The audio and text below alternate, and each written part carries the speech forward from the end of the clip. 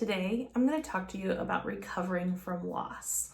So I had put out I think it was an Instagram story like last week or so, and said if anybody has any requests about anything that they want me to talk about in any of my videos to send me a message. And I did get some messages back from some of you. And one of the questions that someone had was, you've just lost someone important to you in your life and you don't know how you're going to push forward with that person. And so they were asking me basically, how can you move forward from a loss like that? And so I have a few thoughts for you. I have gone through loss just like most of us and have had to heal myself from that loss. I've had some help and I've done a lot of my own self-healing as well. And so this is definitely something I can speak to. So I have 3 different points and tips that I want to make. And I encourage you to get out a piece of paper and a pen and write this down, because there's actually some very practical steps that you can take and things that you can implement that will really help you to work through this, okay? So the first thing to understand is that whenever we miss someone, we miss the things that that person brought into our lives. So we miss like the things that they gave us, or the things that they did for us, or the way that they made us feel. And so the first thing you have to do is you want to identify what those things are. So whoever the person is that you've lost, you want to sit down and write down everything you can think of about what they did for you, what they made you feel, what they gave to you, because you have to know what that is in order to move forward. The next step is, again, you need to write this down. Write down a list of every place that those things show up in your life now. So whenever we lose something, this is just sort of how energy works. It's kind of like it creates a vacuum.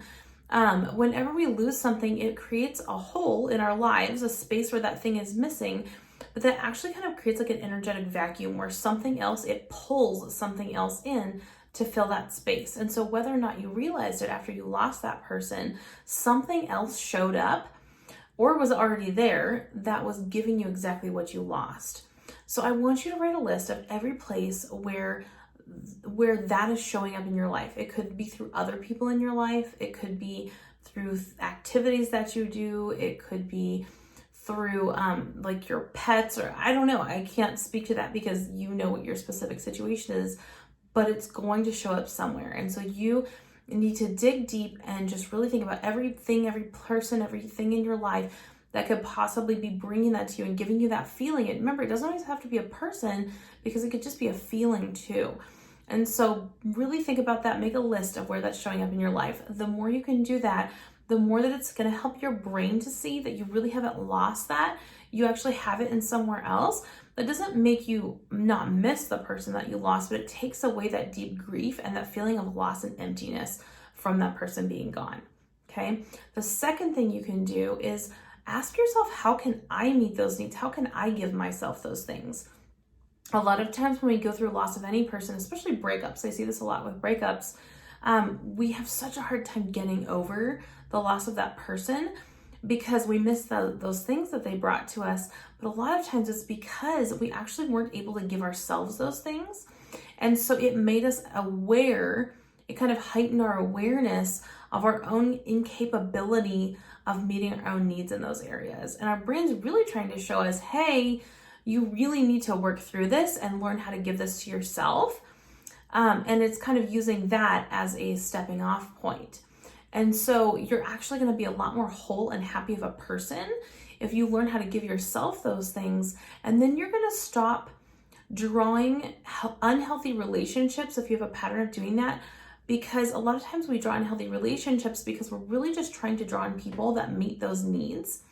And when you get rid of the need for those certain needs, those certain empty places in you to be filled, then you're going to start drawing healthy relationships that complement you more, that are healthier and not necessarily need driven, if that makes sense. Okay. So ask yourself, how can I meet these needs? Like how in myself, how can I become the person who makes me feel this way, who gives me this benefit, whatever that person was. Maybe they gave you a feeling of safety. Maybe they gave you joy.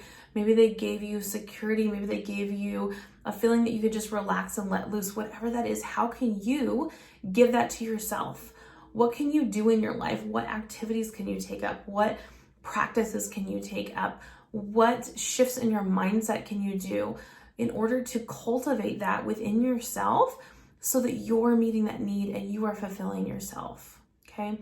The third thing is, how can you open your life up to more of that thing or that feeling or whatever it is that person brought to you? Okay. This kind of goes back to the vacuum point, but also if that thing is important to you, what they brought to you meant a lot to you, or else you wouldn't miss them so much. So if that, whatever they gave you, whatever they brought into your life, that obviously is very important to you. So how can you go get more of it? Like, can you go meet new people? Can you open yourself up to new relationships? Can you open yourself up to new experiences? What can you do to bring more of that into your life, to cultivate more of that in your life, to open yourself up to being able to not just, like when you lost that person, it opened up a little vacuum, like a hole where that was pulled back in, but maybe you can make that space bigger. If you want more of that, make that space bigger, create a bigger container for that to be pulled into your life, and then you can actually have more of what makes you happy.